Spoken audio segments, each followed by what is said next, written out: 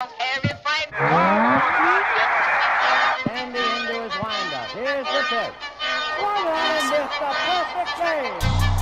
High fly ball into right field. She is gone. In a year that has been so improbable, the impossible has happened. Fernando Valenzuela has pitched a no-hitter. This is a no-hitter. It is gone. It is a walk-off home run for Justin Turner. It's over. Muncy, a walk-off home run. This is way back. Walk 'em off. Chris Taylor.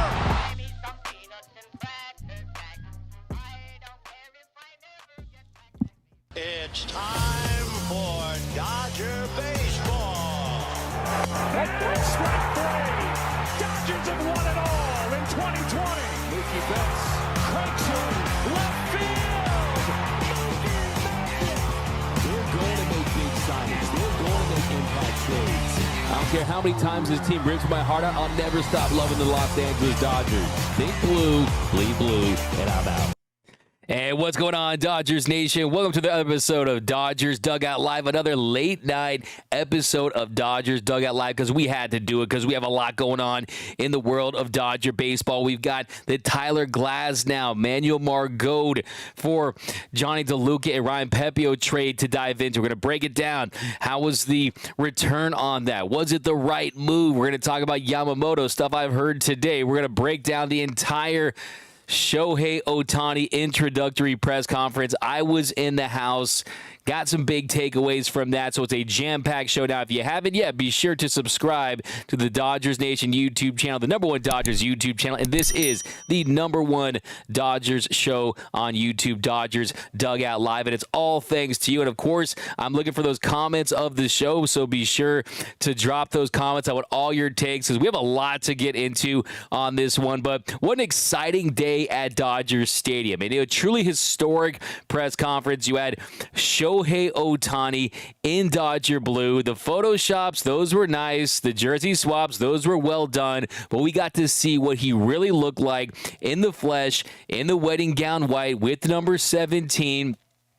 And I thought it was so well done. It was so packed. I have never seen that many media members at any place at the same time in my entire life. You go to my Twitter, I posted a picture. It was like the line for Space Mountain in the middle of the summer. I mean, there was a lot of people. It was like as many people as you're going to see at a Rays postseason game. There was a ton of people at this event, and we're going to get into it. But what a great day. A joyous day for Dodgers fans to get to see their superstar franchise player, Shohei Ohtani, in the flesh, wearing Dodger blue. We did get some interesting nuggets here and there. Not too many big takeaways as far as the things he had to say, but we will get into them. But first, of course, the big story tonight is Tyler Glasnow is heading to L.A. along with Manuel Margot in exchange for Johnny DeLuca and Ryan Pepiot. Jeff Passan, he tweeted out during the end of the press conference that it was going down, and he tweeted out, breaking, Los Angeles Dodgers and Tampa Bay Rays are in agreement on a trade to send right-handed pitcher Tyler Glasnow and outfielder Manuel Margot to the Dodgers for right-handed pitcher Ryan Pepiot and outfielder Johnny DeLuca, contingent on Glasnow signing an extension with LA, which is expected, sources tell ESPN. So we knew for days now that this trade was happening. If you saw what I tweeted at 2:48 in the afternoon a couple days ago when I tweeted Tyler Glasnow in a Dodgers uniform, that is when I learned of the news that they were going to get this trade done and that it was just only a matter of time. And of course, Bruce Kuntz, give him all the credit in the world.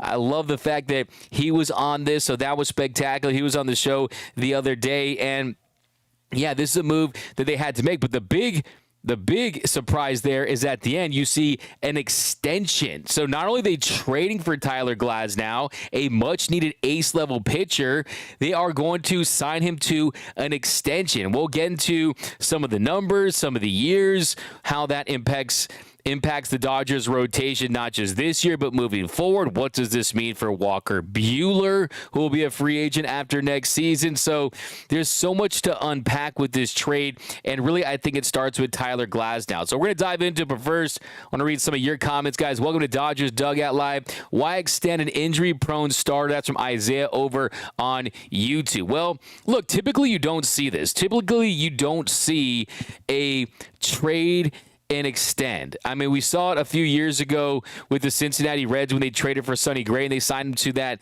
extension. But typically, this does not happen. But it lets you know that the Dodgers, they like what they see, and they're trying to capitalize and get him on some sort of a team-friendly contract because they believe in his stuff. I think you could see him signing a deal around 4 years. When you look at his age and where he's at in his career, I think that really is the magic number. Something around 4 years, maybe with a club option, maybe a fifth year, maybe you sign him to a 3-year extension that has a higher AAV, but I think 4 years makes the most sense because when you consider his age, he turned 30 back in August, and I think you're also going to see plenty of incentives, right? Because let's be honest here, his career high in starts is 21. That was last season. His career high in innings pitched is 120, which was last season. This is not a guy that has a long track record of durability. Of course, you don't want to break the glass now, okay? You don't want this glass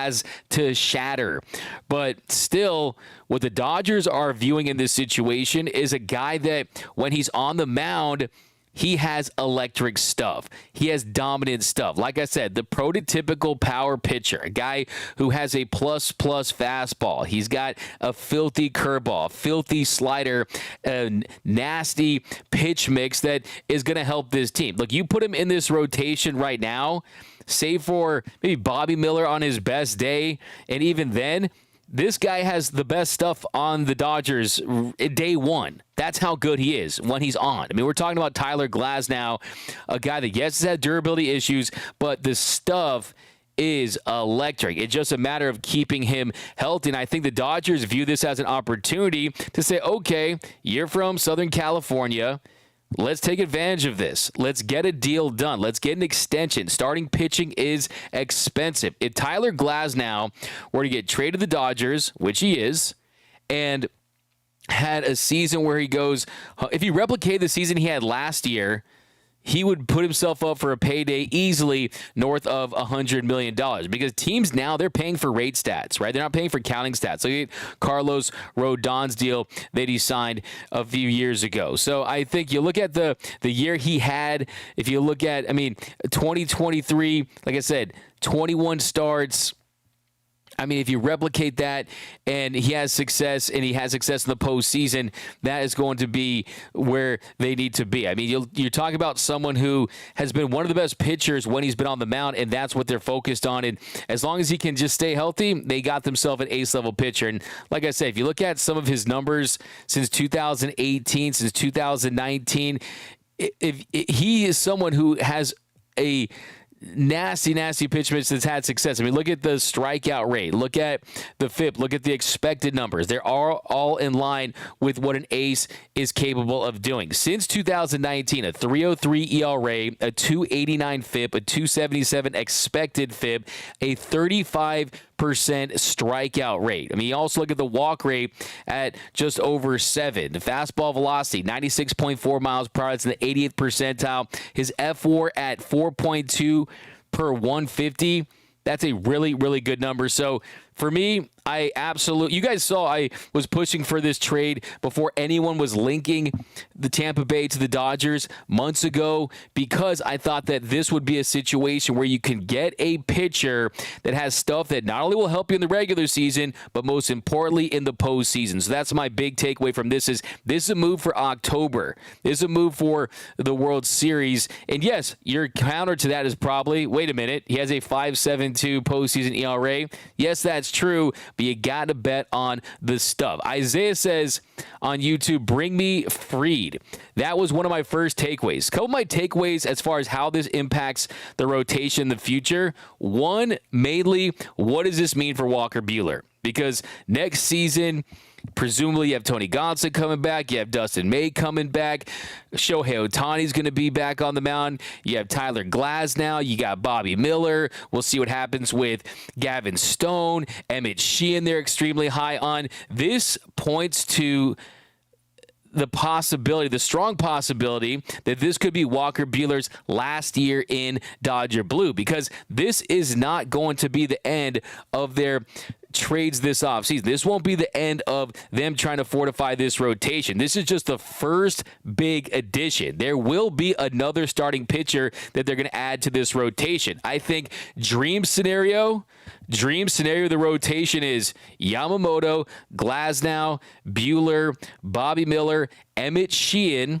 Clayton Kershaw comes back and he pitches at some point in the middle of the summertime. And I hear you out there saying Kersh is done, this and that. But no, Kersh has earned the right. And also, you got that next crop, the Landon Knacks. They'll get their opportunities this year to contribute. I think you could see a little six-man rotation at times. We know the injuries are inevitable. So I think when you look at where this rotation sits moving forward, it's not just about, yes, got to win in 2024. It's also about setting yourself up beyond that. And I think what Andrew Friedman in this organization, what they're very cognizant of, is they're very conscientious of the fact that, look, there's 10 to 15 human beings on this planet that can throw the pill like the Glasnows of the world. And they are banking on the stuff. Like I said, I get it. Probably the worst name you could have for an injury-prone pitcher, Glasnow, made of glass. I see it. I understand what you're saying.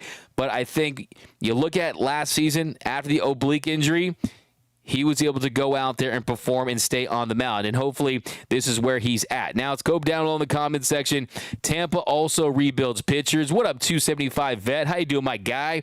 We got, what about Lux? I think Dodgers should move on from him. That's from Sentinel and Gabriel. I hope they trade Margot by the deadline. That's from Elite_Jeremiah. Yeah, I think a lot of people out there, they're not happy about Margot. You wanted something bigger. Johnny DeLuca is someone who, he's extremely, extremely fast. He can help you on the base pass. He's played 24 games at the big league level. That's how many games Johnny DeLuca has played. 24 games.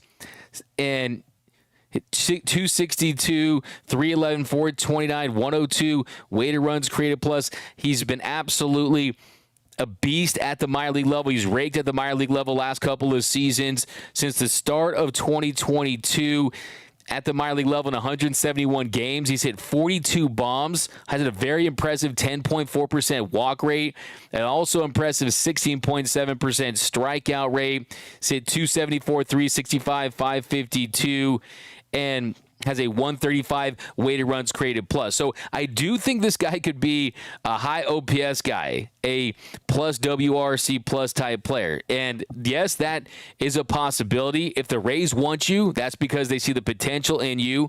But at the end of the day, the Dodgers needed an ace.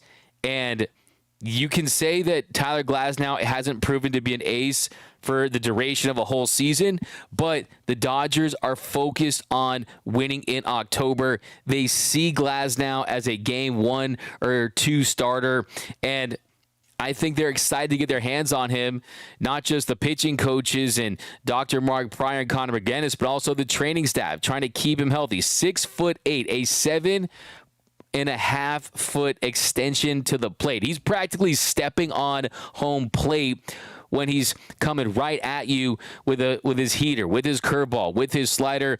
And what makes it that much more interesting is they're going to get an extension done. It hasn't been announced. We don't really even have an idea on the numbers and what it could be. Like I said, if you look at the going rate for starting pitchers, $25 million, $30 million, something in that range. Are you going to get some type of discount with the injury history? To me, it's something 4 years, $85 to $95 million range, something like that potentially. But I also think it's going to be an incentive-laden contract that allows him to earn a lot more money if he's able to avoid major injuries and able to perform like he's capable of doing. So I definitely think this makes all the sense in the world. I love me some Ryan Pepio. I was I texted him an hour ago, and I think he's going to be just fine. And look, I understand you're saying, okay, you're trading a pitcher that was going to be in this rotation for another pitcher. We need pitchers, right? Here's the thing. There's not one organization out there that would tell you that Tyler Glasnow is a number 3 in the starting rotation. They wouldn't do that. They would say he's a 1, but he just has issues staying healthy, right? So that's what you're doing. You are banking on the upside. You're banking on the potential. And I think for a team that's determined on to win a World Series with the parade in a full 162 game season, those are the kind of moves that you need to make. You need to take some risks. And yes, this is a risk. This is a massive risk, but still, it's a risk I think that's worth taking when you consider the talent level of Glasnow. There's a world where if he avoids major injury, that he's a top 5 pitcher in baseball. Because if you look at his statistics for the amount of innings that he's pitched in the last couple of seasons, he's right there in the top 5 in most categories. So it's just a matter of keeping him healthy. And I know, I hear you out there, that's a big if, but I think this move is a no-brainer move. This is not a move you're going to regret by the Dodgers, because as good as I think Pepio can be, as good as I think Johnny DeLuca can be, I still think that you're going to avoid the Yordan Alvarez's and those types of deals, the Pedro Martinez types of deals. You're not going to see a situation like that. And I get it. Also, too, a few days ago, people were saying, well, wait a second. I don't want Tyler Glasnow for 1 year. We're not going to Pepio for 5. Well, guess what? Now you're getting Glasnow plus an extension. So you are possibly going to get him for 4 or 5 years. So it makes more sense now that you know that an extension is being carried out. And like I said, Walker Buehler, are his days numbered? I think that would point to that for sure. But here, let's go back in the comment section. Give me your grade for the trade. What do you grade the trade? Because we're going to talk about Manuel, Margot next. I have some encouraging numbers that might make you feel a little better about Margot. Why not go get Snell then, Phillip? Because look, I've heard they're not even in on Snell at all. And if you guys have watched this show for months, I said the same thing. I've never been in on Snell because you are going to overpay. The reality is if Snell had a typical Snell season, which is a good season, trust me, it's an ERA in the 3.4, 3.5 range, but still, it's not the season that he put together where he's a Cy Young winner, right? It's not that kind of season. I mean, I like Blake Snell. Trust me, I do. I think he's a big game pitcher. There's no doubt about that. But the reality is he's due for some major regression. And he's just going to cost a lot of money. I mean, you're like talking about $200 million for a pitcher that is 31 years old. That doesn't make sense. That's bad business. It truly is. Because a 2.25 ERA last season, but look at the FIP, a 3.62. The disparity there, that points to the regression. The expected FIP at 3.62, the FIP at 3.44, the ERA 2.25, the expected ERA 3.77. Now, you see out there, D-Mac, well, how's that happen? You got a 256 batting average on balls in play. You also look at the strand rate was the highest in his career. So you're not going to see him strand runners at that rate next season. But I still think he's a great pitcher. I just don't think at 31 for $200 million, it makes a ton of sense. I would much rather have Yamamoto. But 199, that's from Angel Villalobos. What up, Angel Villalobos? Over there, appreciate you over there. We got Yes Pep was on the Glasnow trade. Donnie, do you think we go after Shota Imanaga? Haven't heard too much about that. I did speak to an insider today about Yamamoto. Make of this what you will. It does feel like a lot of the predictions out there are throwing the Yankees and the New York teams. I'm still holding out hope that he's a Dodger because, like I said, he makes perfect sense for this rotation. By the way, he just won his 3rd straight MVP, only the 3rd player in NPB history to do something like that and accomplish a feat like that. So, yeah, I think at the end of the day, you need another ace, and it makes you wonder, will they be out on the Dylan C sweepstakes? Because there's also a world where you don't get Yamamoto, and then you revisit the Cease trade. And then you got Cease under contract for 2 years. You got Shohei back on the mound next year. You got Glasnow extended. You got Bobby Millen. You got Sheehan. Then you got some stability in that rotation for a couple of seasons. And you're also not going out there and paying $200, $300 million for starting pitching. So that's another way to look at it, too. I think you still have Michael Busch. Michael Busch, if he was right-handed, it would make a lot of sense. It would be nice if he was a right-handed hitter. He would have a better chance of getting some opportunities on this team, I believe, but you still have to trade him at some point. You still have Nick Frasso. You got River Ryan. You got pitchers. You got players out there that you can include in deals. Diego Cartaya is still someone who I think you could sell to teams out there based on potential. Josue DePaula. I mean, the Dodgers have to go out there and get another starting pitcher on top of Tyler Glasnow. You also need someone else that can eat innings like a Lucas Giolito potentially too. Now, let's talk a little bit about Manuel Margot. Give me your grades for the trade. Welcome to Dodgers Dugout Live, by the way, the #1 Dodgers show on YouTube. So if you haven't yet, be sure to subscribe. If you're subscribed, you're eligible for our giveaways. I'm doing the winner for the Shohei Ohtani jersey. You got to go follow me on Twitter, DMAC_LA. Be sure to do that. And that's coming pretty soon. But, yeah, be sure to hit that subscribe button, hit that notification bell. And if you want to see Yamamoto in Dodger Blue, hit that like button. If you want to give your Los Angeles Dodgers some love for making this guy right here, Shohei Ohtani, a reality, hit that like button as well. Another great day to be a Dodger fan. I mean, you just got to love what we saw today. It was magical at Dodger Stadium. Of course, Dick O'Pin, or Decoy, his dog. So we'll get into that in a little bit. So I want to continue to break down this trade.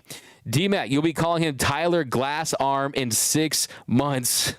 Finish him. We got LFG. Does bringing Glasnow convince Snell to sign with us? D-Mac Freeman is going to, you trade a number 4 pitcher like Pepio for an ace like Glasnow. Exactly.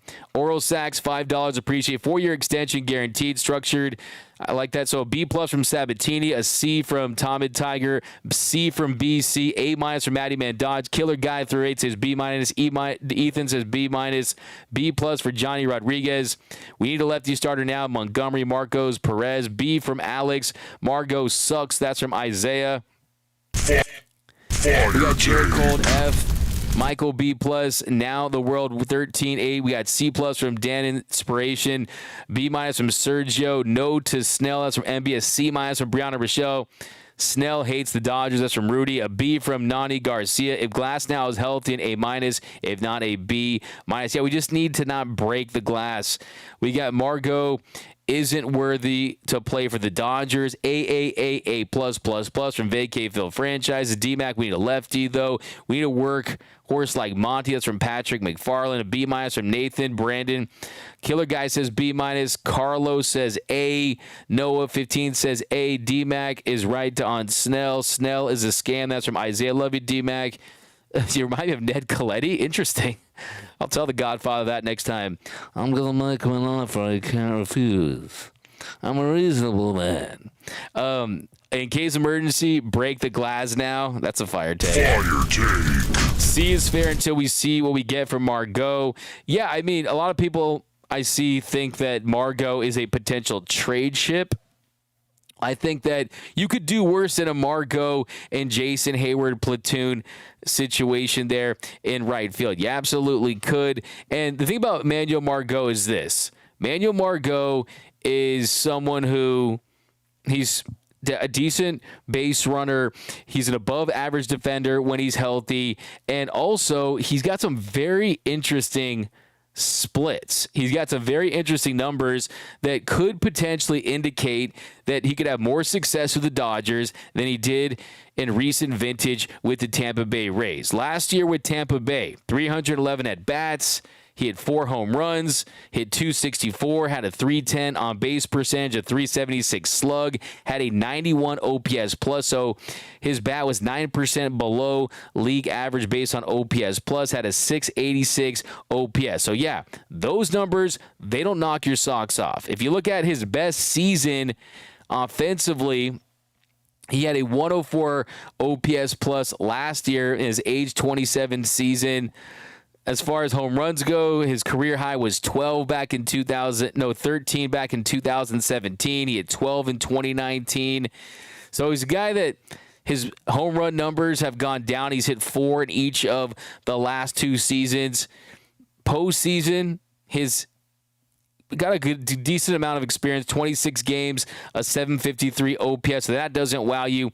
But a number I find pretty interesting looking at his splits is if you look at his home and away numbers from the Trop versus outside of the Trop, at home, he had a 589 OPS. He hit 219 in 157 plate appearances. Away, he hit 303 with the 771 OPS. So he was a much better player on the road than he was at home. You've heard of players complain about the lights and the batter's eye and the dome of the Trop and that monstrosity, bad excuse for a baseball stadium that shouldn't exist. But yeah, you also look at the fact that as a right-handed hitter, he has had success against lefties. Versus lefties in his career, he's slashing 281, 341, 420 with a 109 weighted runs created plus. So for his career, he's 9% above league average. Against righties, he has a career 82 weighted runs created plus. He's hit 244. So not great against righties, but like I said, this move was about getting Glasnow and a depth piece and a guy that you can platoon with Jason Hayward in right. I would say that when you're looking at the Dodgers offensively and a potential weakness, yeah, I think there's a world where Hayward regresses and Margot isn't fantastic. I think defensively they'll perform well. He also provides a backup option in center field for James Outman. And I do think that there's a pretty damn good chance, though, that they can get him to be league average. But he's not going to be an impact bat for you or anything like that. But let's not forget, you just signed Shohei Ohtani. You still have Mookie Betts, Freddie Freeman, Max Muncy, Will Smith. You still have James Outman's emerging. Gavin Lux is back. You still have Chris Taylor. I mean, there's still a lot of pieces on this team that can carry the load offensively. This team is not going to win or lose the World Series because of Manuel Margot. If Manuel Margot is costing this team games, then a lot of things went wrong. So I think you could do worse. I think another big takeaway, we talked about how Glasnow potentially impacts Walker Buehler.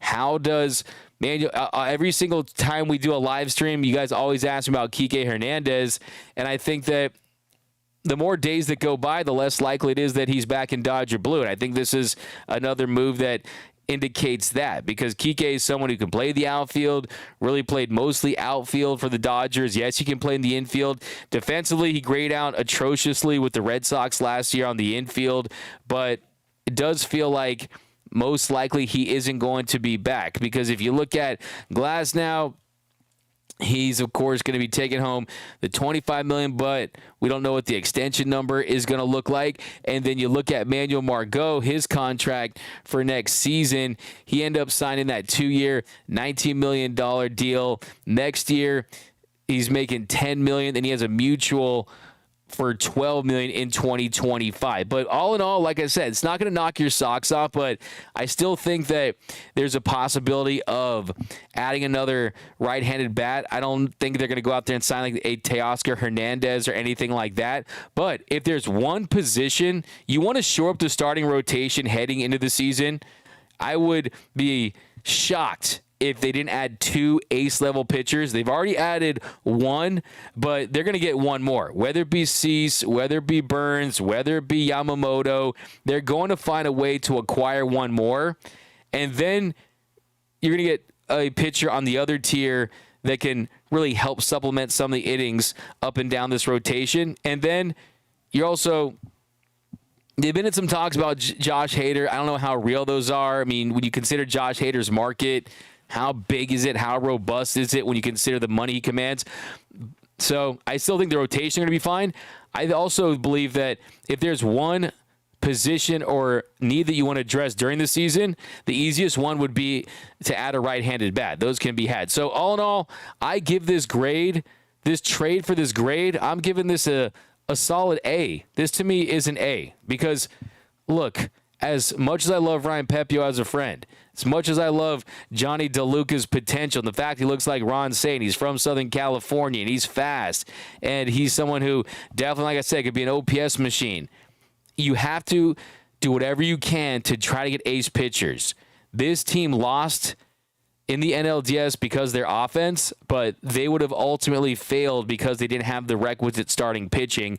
And it's a one thing to get starting pitchers that can help you in the regular season, like what they were trying to do with Lance Lynn. It's another thing to get ones that have the stuff that plays up in the postseason. And the reality is there's only a handful of those guys on the planet, and they just added one in Tyler Glasnow, who already has some of, if not the best stuff on the team, the best raw stuff on the team. But give me your grade for the trade. I'm going to give it an A. I've got to give it an A. Pretty much the only devil's advocate take there is that he's injured.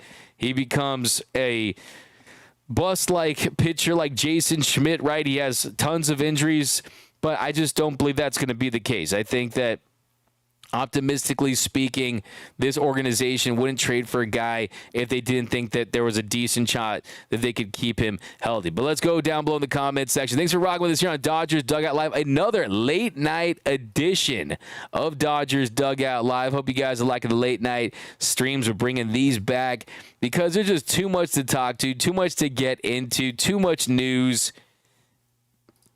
But I lost my comments here. But still, look, I mean, I think when you look at where they're at, by the way, I love how Andrew Friedman, it feel like this deal was done. He just kind of wanted to prolong because he didn't want to have a distraction or take any limelight away from Ohtani. Just when I started trusting Pepiot, by the way, who's going to pitch Game 4 now, guys? I mean, he would have look. Ryan Pepiot would have pitched a perfect game in Game 4. Can we all agree with that? A+ for sure from It's Nolan, Shelby, and Brazier. Yeah, I would love to have Ryan Brazier back. Lynn on a plane to Toronto. That's from Valo RV. That's a fire take. We used to Glasnow. Okay. Will Cartaya come this year? I would say no to that.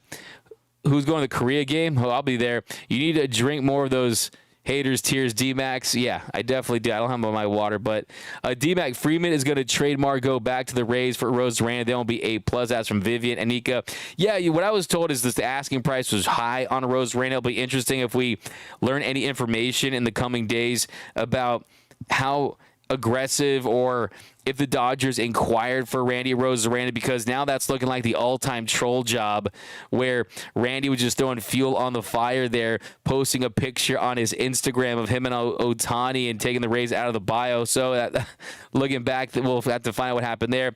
Was it decoy? Look at this. This is from Carnivorous Lunar Activity. Was it decoy as in the Jet was a decoy? Was Ohtani trolling the Jays? Hey, I too own a tinfoil hat. I respect that theory. Yeah, so why don't we talk about Shohei Ohtani's introductory press conference? Because I was in the house, felt like every media member in the entire world was in the house. 70 million people tuned in to watch Shohei Ohtani get introduced as a Los Angeles Dodger. And it was really awesome. I thought that he was just going to do 3% of the press conference and then do the 97% and starting in 2034 with some deferrals. No, but look, seriously, I thought some of my biggest takeaways is, one, I think that it really got out to a pretty buzzkill of a start when that lady, the AP reporter, asked him about the Tommy John surgery and if they were using that as leverage, and that's why they didn't want to announce it. Okay? What was that about? That's not the type of question that you ask at an introductory press conference. But look, even then, do you get your reporter on? I totally get it. I'm not judging that per se. But for me, it didn't make any sense. Do you truly believe? Well, first of all, that you do realize that the Dodgers will have access to medicals, one. And two, do you really believe that had he just disclosed that it was some type of arm injury, let's say it'd be a Tommy John repair or a flexor tendon repair, that the Dodgers would say, okay, no, we're not giving you the $700 million. Let's pretend we are inside the boardroom there at Dodger Stadium. And you got Ohtani and Nez Bolello. You got Andrew Friedman and Brandon Gomes and company. And they're looking at each other in the eyes, and Andrew Friedman's asking Ohtani, hey, so was it Tommy John? And were they saying no comment, right? Absolutely not.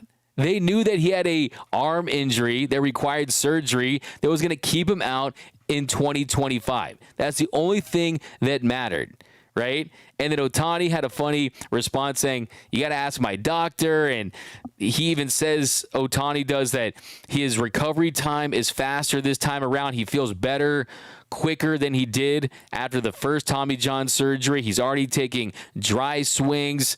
He was someone that I think is definitely on the mend quicker this time around. I think that's because they're being truthful. I mean, I do think this is not identical to your traditional Tommy John surgery. So I just thought that it felt like, oh, this is some gotcha question or some interesting question. But I think at the end of the day, the Dodgers knew what they were getting themselves into. They knew he wasn't going to pitch next season. And whether it be a traditional Tommy John surgery or something a little different, it wasn't going to change the calculus on the contract. They knew that they're getting an MVP bat. They also know what they're getting from a business standpoint. And I just found it funny because I just thought it was, I just thought it was a little irrelevant. I truly did. But I digress on that one. Now, another couple, I think honestly the most interesting nugget. I mean, he obviously said all the right things. I want to win a World Series. The Dodgers and him shared the same vision, and that this organization is one of the best run organizations. But I thought the thing that stood out for me was when Ohtani was asked a question by one of the Japanese reporters. He said during the pitch meeting, the thing that stood out to him the most by the Dodgers, Ohtani said, they said that when they look back at the last 10 years, even though they made the playoffs every single year, one World Series ring, they consider that a failure. And when I heard that, I knew they were all about winning. So the Dodgers, they told Shohei Ohtani, the last 10 years, we won one World Series in 2020. It was a failure. And that is what resonated with him. That is what sparked the fire in him. And I think that you got to congratulate this Dodgers organization, because clearly there was a courtship here. Clearly this was not a guaranteed slam dunk. Here's the contract, just sign it. No, the Dodgers still had to sell him on their vision, still had to prove to him their commitment to winning. And Ohtani clearly bought what they were saying. And then his response to that was, okay, deferrals. We're going to defer 97% of this contract. So the present day value makes it a $46 million hit on the CBT. And then you're able to put some more pieces around me and maximize it that way. So that definitely was a big tell for me, was that the organization, from a sales job, they knocked this one out of the park.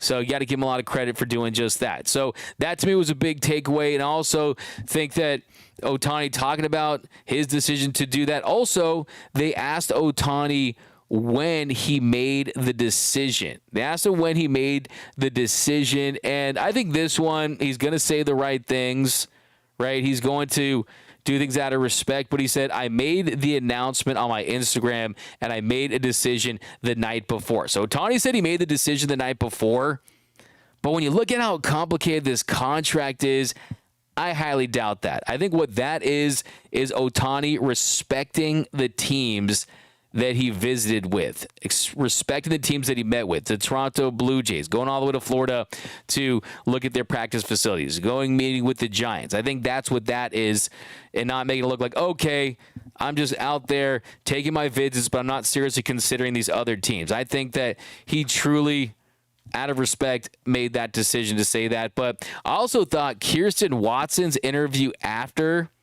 Kirsten Watson's interview after was incredible. I think you guys are saying that as far as the questions that you should ask at some of these press conferences, right? I mean, Kirsten Watson asked him about the flight tracking. And what did Ohtani say? He was at home chilling. He was on his couch with his dog. He thought it was funny. And then she asked him about playing with Freddie Freeman and Mookie Betts. And you heard Dave Roberts talk about how they were in the clubhouse after doing some training, and Ohtani joked. You had Ohtani and Freddie Freeman there, and Ohtani joked with Doc, okay, who's batting second? So just hearing some of that stuff and the fact that he chose this Dodgers organization for the main reason, and it's their commitment to winning. So you got to give them a lot of credit for that. He said, their vision is the same as mine. And just seeing him in that crispy Dodger uniform, that was outstanding. Of course, the dog name, that really, it was one of the funniest things, really. I mean, it was one of the, you know what's funny? So basically if you were in the camera well part where I was, you couldn't really be in there and get in the mix of questions. I'll get my time with Shohei Ohtani at some point. But I think, some of the things I really want to ask him is really from an expectation standpoint, how do you measure success? How do you measure success in your next 10 years? Is it one World Series title? Is it multiple World Series titles? Is it being perennial contenders?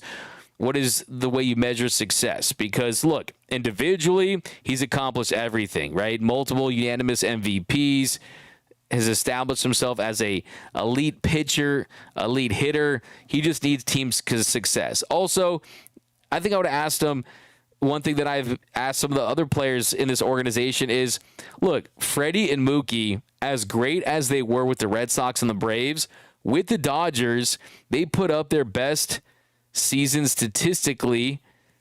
Does Shohei think that he can take his game to a whole nother level playing with the Dodgers, with the way that they can develop, with the protection that he's going to have around him? Also, would have liked to have known how much they studied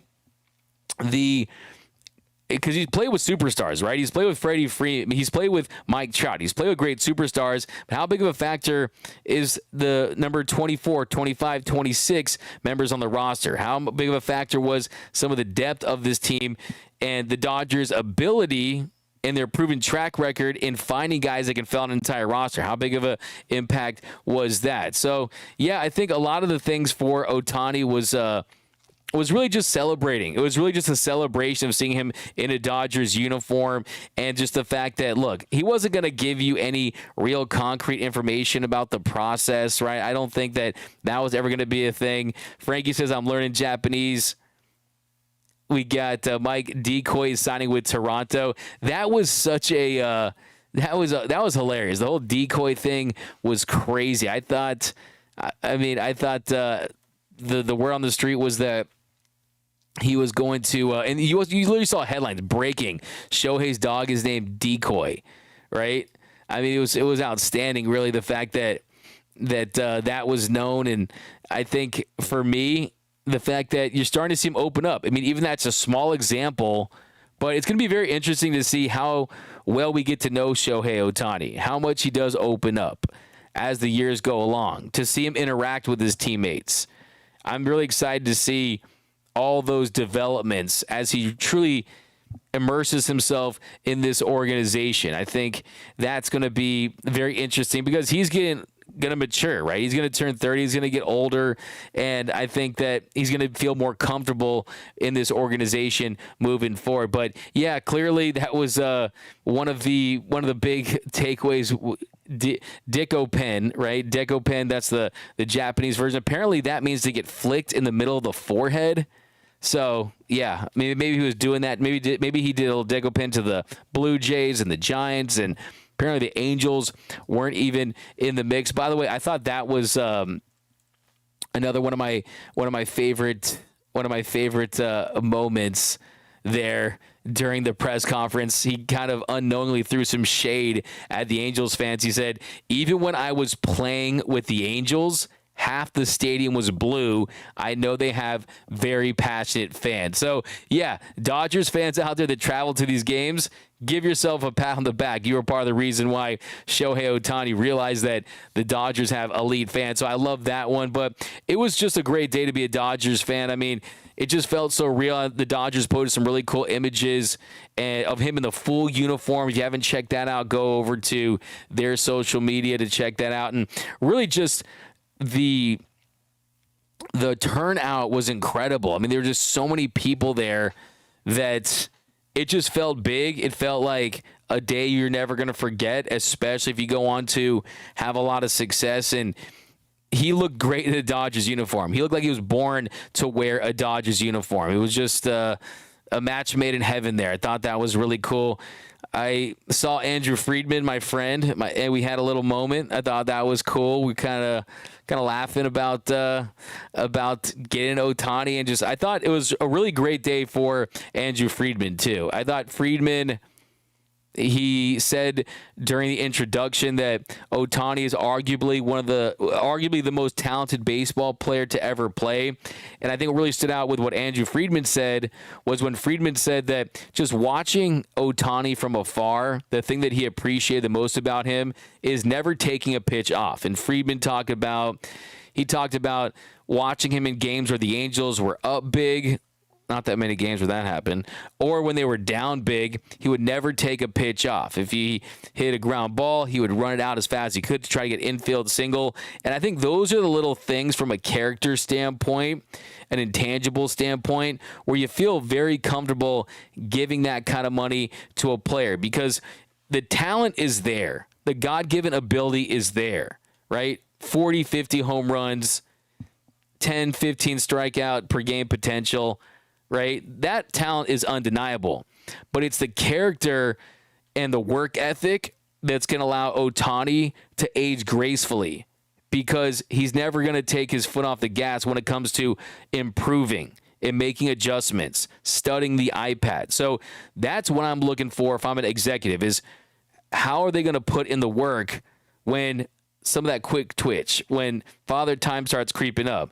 That's when you start to see, okay, maybe this will be one of those 10-year deals that actually doesn't age poorly. So I think the intangibles are really huge. But fire Charlie Freeman. Why? The translator needs a haircut. I like his hair. _smooth. Kind of gives me some Beatles vibes. Dodgers gave Decoy some dog toys. He will receive the rest starting in 2034. Fire take Vivian over there. I love that. I did hear that the Dodgers did give him some dog toys. Really cool. Trade Austin Barnes to get Yamamoto. Who says no? Yamamoto can't be traded for, though. He's a free agent. Joe, question. When the Dodgers sign Yamamoto, who will the drop to make space on the 40-man roster, or will they trade someone to make space? Who will be on? Who will trade? Well, first of all, you do have some more DFA candidates if you want to go that route, the Hudsons, the Vanascos, or if you really want to go that route. But I do think that their plan has to be to trade some more of these guys just because their value is going to take a hit. So if you're not going to play them, you should trade them. Michael Busch, Miguel Vargas, even some of these other players that are on the 40-man roster, I think that's definitely the direction that they're going to be headed in is because, look, you can't stash these guys. They're going to lose their value. So I would lean towards making a trade. That's why, like I said, I mean, we'll see if they do Yamamoto. If they do not, like I said, I spoke to an insider today that thinks he's going to the Yankees, and hopefully that's not the case. But still, if that does happen, you can't rule out the Dodgers for another trade. It makes you wonder, man, are these teams out there going to want to help the Dodgers with the way that they're pulling off moves right now? What would be Ohtani's walk-up song? It's a great question. Danon Inspiration. Yeah, what is going to be his walk-up song, man? I wonder if he'll change it, man. That'd be it says right now Ohtani has chosen Fashion Monster by Japanese pop star Kiri Pami. What? I don't know how current this is, so that'd be kind of cool if he had some that's cool. Yeah, he could do how about The Greatest Show? This is didn't he have The Greatest Show? Something with Showtime would be pretty cool. Here we go down below the comments section. Here we got Get Ready to Learn English from G-Rob. Heard it was initially a Rosarena over Margot, but Will Smith had a note a Rosarena clause. That's from Danny Reyes. That's a fire take. That's just right there. Normally, or ask him, would he ever consider playing a position in the field at some point to give the Dodgers roster flexibility? That's from normally. See, I think those are really good questions for sure. Like stuff like that you kind of ask at that introductory press conference. Really, at an introductory press conference, you want to know a couple things. One, what led you to make that decision? Have them speak glowingly about the organization, which he did. Two, what are your goals? How many World Series you're going to win? Mookie said World Series rings, plural. You don't want to go full LeBron, not five, not six, not seven, but still that's kind of what you really want to do. Kind of keep it light, kind of keep it celebratory. And, how about not try to make the player feel like they were trying to bamboozle organizations to leverage by not disclosing Tommy John information. I don't know about that. We got 1794 in the chat. We got nice. Actually, the record's like 45 or something. So not a record. But, this is the number one Dodgers YouTube show on YouTube, Dodgers Dog Alliance. All thanks to you guys, and it will be all season long. So coming at you 365, tons of giveaways, tons of exciting interviews coming up. So, guys, we have a lot of exciting stuff on the way. And think of this as your show, guys. This is your show. I'm just hosting. D-Mac, what's with Ohtani? Talking about Mookie and Freeman. I think they're going to be a great big three. So, I'll focus on the comments for a couple minutes here. Brian, D-Mac, you think the Dodgers are lining up all these pitchers not only to get better, but building a six-man rotation? I think that, Brian, if you talk to like Dave about six-man rotation, typically his response when I've talked to Dave about a six-man rotation is it's usually born out of either a scheduling issue with a team or out of necessity. And really, you're going to start to see this team, I think, possibly consider it, especially with Ohtani in the fold. So, look, this team has depth as far as the youth is concerned. They parted ways with Pepio, but they still have the ability to do it. D-Mac, why was Buster Posey blaming his city for Ohtani not signing with him? Excuses. Vivian, yeah, I saw that. I saw a lot of people turning on Buster Posey, the local radio. Look, I mean, I'm not going to speak like I'm in the know about what's happening in San Francisco as far as living there. I mean, I have a reputation for being very expensive, but I think that is a little bit short-sighted in underselling how great of an organization the Dodgers are, because I guarantee you could be peaks. We got the Dodger Dogs out now $29.95. That's from Rick Speezer. Wow, that's a big price jump. It's time for Dodger baseball. That's from my guy over there, Rudy. Is Kershaw as good as gone? I don't think so, Rudy. I think when he spoke to Dave Vassy on AM 570, it felt like to me that he still wants to pitch again. He clearly does. Question is, will it be with the Dodgers? I think it will. Because here's the thing. If he pitches with the Rangers again and he pitches well, for Dodgers fans, they're still just going to remember his last appearance with LA when he gave up 6 earned runs in 1/3 of an inning. So I think for him to really feel good about where he was, and Kirsch even told Vassy something along the lines of he wanted to have a better showing than the one he had there. If you do that with the Rangers, it'll still feel like your last start with the Dodgers was a bad start. So does it really make up for that? What's up, D-Mac? What up, Swerving? 199 from Oral Sachs. E-Pays has the best. He does, man. That guy's a great translator. D-Mac wore wet Jordans to the press conference from Carnivorous Lunar Activity. We need Yamamoto from Alex Renteria. Vinny, LFG. Posey wanted Ohtani to be his captain. Okay, Vivian, you're going wild here. This feels like an NBA team, super team, Lakers. That's from Yasser.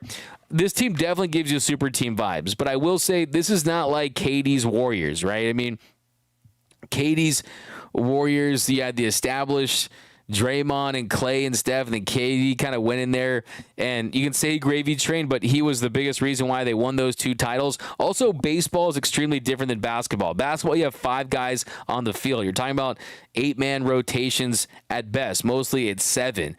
Baseball is way more moving parts, but this definitely has the chance to be an all-time team. This definitely has the chance to be, for the next couple years, if everything goes right, a team that's in the conversation for one of the best baseball teams of all time. 27 Yankees. You got 70s Reds. You got mid-90s team formerly known as the Indians. I mean, you got 2000s, early 2000s Yankees. I mean, some of the best baseball teams of all time. But look, we're not talking about paper champions. I like what Ohtani talked about with Kirsten Watson. He mentioned, I've never played in the postseason. So just winning in the regular season and getting to the postseason is going to be big. Yes, I want to win a World Series, but just playing in the postseason is also going to be a major accomplishment too. So, more comments here. Ohtani's dog is the real decoy. That's from Golf. Golf, that's a fire take. Is Pepio gone? Joey hasn't been announced as far as the extension goes, but yeah, Pepio's taking his stepio to Tampa Bay, unfortunately. Love me some Ryan Pepio. But, yeah, he is and look, like I said, you got to feel somewhat good about the fact that you're in that. Hey, D-Mac, can I defer at 20? I know people are seeing the deferral jokes, but I'm not. I love them. What up, Diane Schroeder? 199, can you defer this super chat? There you go, Oral Sacks. Pepio is really good. Yankees missing the playoffs again. That's from Johnny. Just kidding, Diane. We got, let's see how many comments I can read, and then I'll get out of here. Sad about Pepio and DeLuca. Would have rather sent out Stone and Bush. That's from Player. Yeah, but at the same token, you are getting an ace. Would they have accepted that package? Probably not. D-Mac, I think the comment that surprised me a bit was even though the Dodgers make the playoffs every year and winning a World Series, they still feel like those have been failures. Yeah, we talked about that, and I agree. That was the, I think, most honest and telling and biggest glimpse into the pitch process by the Dodgers. A lot of it was a lot of fluff and cliche here, cliche there, but I think that was one you can kind of grab on and kind of feel the urgency from the Dodgers in that meeting, saying, no, we think, yeah, we have a lot of success last 10 years, but we know that we should have more World Series titles, and we think you are the guy to do that. So I think that sort of made Ohtani feel like, yeah, they've had a lot of success, but I can be that missing piece. I can get this team over the hump. They view me as that. So it didn't feel like to Ohtani, okay, I'm just joining a machine, right? A team that's won multiple World Series. You almost wonder if the Dodgers had won the last two World Series, how would that impact their Ohtani chances? Because I think Ohtani likes a challenge, and I still think that despite all the success that the Dodgers have had, he still views this as a challenge, and he views himself as the missing piece to get this team to where they're hoping to get to as a franchise. But yeah, guys, at 1.7 in the chat, definitely hit that like button. It really helps out the channel, and it definitely helps your boy out. D-Mac, when are you going on Mookie's podcast? Mike, hey, man, well, I'll go on his, you'll go on mine, and definitely looking to catch up Mookie during spring training. Mookie's great, man. What up, Brian Gax? What up, Rosemary Rodriguez? Praying Glasnow stays healthy. That's it. Pray that the glass does not shatter, okay? You shouldn't throw stones if you live in a Glasnow. Ohtani jersey, Edwin Dooning. D-Mac, does Yamamoto make a decision before he departs LA for? I think that Roy Estrada, I think that it's going to happen relatively quickly. I'm hoping that at some point after this weekend, we get some news on Yamamoto. This is all fun and games, but this offseason, I think the part of the reason why is, look, I mean, the Yamamoto decision is going to impact the Cease trade talks. And when Cease gets traded, then do the Brewers open things up on Burns because of all the leverage that they could have? Maybe they do, maybe they don't. And at the moment, it's no, but still, things can change. Posey just spoke facts. San Francisco has gone downhill in the past years. Giants fans are just bitter. If Shohei got the shoey, does Glasnow get a glass now? John Palmer, I like that. Yeah, we'll sip a little pint for him next time. Dodgers haters have had a terrible week. They have. It is not a fun time to be a Dodgers hater, man. It is not, because lots of good things. Like I said, our parents had a very good year last year, guys, because they're buying us all the Christmas presents. We're getting Ohtani. We got Glasnow. Margot, little stocking stuffer. Okay, nothing too crazy. You got Jason Hayward, right? Nice little present there, but I don't think we're done. I think Ohtani was the big one around the tree that they bring you when you act like you've opened up everything, then they really shock you. But still, we got some more presents to unwrap for sure. Will Kike return to the Dodgers? I hope so, but it's looking increasingly less likely after the Margot inclusion in the trade. What up, D-Mac? What up, Guy Kamaseg? Guessmate, Kershaw will be back with the Dodgers. He doesn't want to leave the fans with his last postseason nightmare start. I agree with you, too. And I think that he feels good about what Dr. Neil Elitroch did. I thought that was very interesting that he told Vassay that he actually stayed at Dr. Neil Elitroch's house. But what's up, D-Mac? What up, Haley? D-Mac, how about getting J-Ram and Bieber would help the infield switch? J-Ram's like my guy, but I just don't see that happening. Anthony Cortez, we're also hyped and excited for Ohtani that we forgot about Kershaw. Anthony, there's a little bit of that. It's almost like a Toy Story Buzz Lightyear and Woody situation. Kershaw's Woody, right? We got the fancy, I am Buzz Lightyear. That is what Ohtani is. So there's a little bit of that for sure. Are we still pursuing Cease, Dame, Alex? We'll see. I think it's largely dependent on how they fare with Yamamoto. Of course, they're not going to sign Yamamoto and trade for Cease and Glasnow, but if they're looking to fill the two spots at the top of their rotation, I think they absolutely still need to, because I highly doubt they're going to sign Snell or Montgomery. And then who are the aces out there, right? Yes, let's be like that Warriors team. Okay, they have a lot of half-ass shorts. Okay, I got to read more. D-Mac, did you see where Artie Moreno didn't want to match the Dodgers offer, even though Ohtani gave the Dodgers one last chance? I did see that, Mr. John Ron 77. I don't think that necessarily means that, okay, had they matched, he would be an Angel, but there's some differing, conflicting reports on the Angels' involvement towards the end, but yeah, that's very interesting for sure. Is Yamamoto the final piece? I think he's the final piece for now, for sure, if you were able to get him. And then at some point, you want to leave some trades for the regular season, right? Come on now. D-Mac, do you know if Kirsch was at the meeting with Freeman and Betts? No, he was not, Serge Rod, because he's not a part of the organization right now as a free agent. Doug, do you think we could still get Blake Snell? I mean, from everything that we've heard, they're not involved in Blake Snell. Kobe, Malone, Peyton, Shaq, but we going to win. Uh-oh, don't bring up that team, please. They were close. That team almost won. If it wasn't for Karl Malone's ankle, right? Sub D-Mac, what up, what up? We got that was dope. Bring back Kirsch. Yeah, smash that like button. What about Monty? Trade Muncy, sign Chapman. Dodgers should include Barnes and CT3 in the Glasnow trade. Can Muncy be an all-star this season? Absolutely. I mean, Muncy was on his way, really. 36 bombs last season, he for sure could, especially because the All-Star is largely predicated on statistics like that. Will he? It remains to be seen, but he for sure could. Gavin doesn't know how to run the base. That's from Ryan. Ben and Nokoze with the Kershaw Ohtani beef. I don't think Kershaw will be back. I don't think there's really beef there. I just don't think there's beef there. They had that nice little incident where they smiled at each other when Kersh picked him off the All-Star game. I know, of course, you're referring to what happened, of course, in the first recruitment back in 2017 when Kersh said it was a waste of time because he was only going to sign with the team that had the DH. So I understand what you're saying, but a lot of time has passed. I don't think that's it. D-Mac, I'm here for the decoy bobblehead, and that's from Ricky Vasquez. I'm naming my first son Decoy. Decoy McCain. What do you guys think, man? I love it. D-Mac, we have Trey Sweeney at shortstop from the Yankees for sure. Manny Mota can play anywhere. Manny Mota is going to be in the show at some point. Rick Speezer. I think Margot is flipped and Kike will be back. Tina Guzman. Interesting. That's. I wouldn't rule it out, but I think right now he really feels more like a fourth outfielder. I think that they view him as an above-average defender when healthy, an average bat, and just kind of having that is provides value for sure, especially when he's included in a package with someone who they view as an ace. Trade for Burns and Cease and sign Yamamoto, and now you have a legit Mitchell Hopkins. Hey, why not, man? Why not? We're playing fantasy baseball there, collecting all the Infinity Stones on that one. Do Ohtani? No, I would say no. It's sign Tommy Pham. No, I like them as a trade piece. I don't like them as a signing.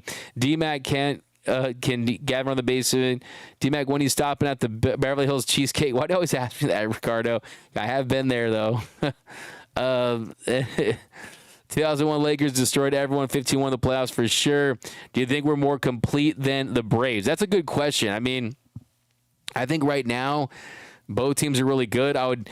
when you got Olsen and Ronald Acuna Jr. and the team they have is still a lot of really young, talented pitchers in a bullpen. Look, give me the Dodgers team over the Braves, especially the Vegas odds will have the Dodgers over the Braves. And like I said, we haven't seen Ohtani in the postseason, and he might be able to take some pressure off of Mookie, which would take this lineup to a whole nother level as well. But Justin, do you think Margot is the final puzzle piece for the outfield, or do you think the door is still open to add someone else? I think the door is absolutely still open to add someone else for sure.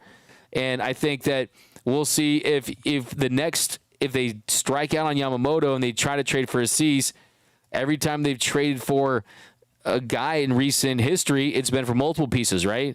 You had Lance Lynn and Joe Kelly. So maybe a Cease deal could include a bat possibly. So you can't rule anything out. Who was also annoyed by the reporter? Yeah, we talked about that Alex Renteria. You can go back for sure. We all were definitely annoyed by that. Ohtani's walk-up song, Careless Whisper. I like a decoy McCain. That's what I'm talking about.